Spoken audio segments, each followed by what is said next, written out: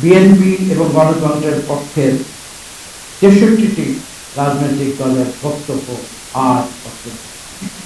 এই সরকারের অবৈধ,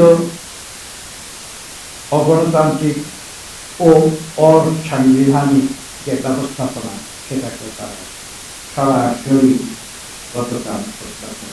৭ই জানুয়ারি নির্বাচনের নামে প্রহসনের মাধ্যমে আওয়ামী লীগ নিজেদেরকে বৈধতা দেবার যে অপচেষ্টা করেছিল, সেটা কিন্তু আজকে দেশে বিদেশে সকলের সামনে স্পষ্ট হয়েছে।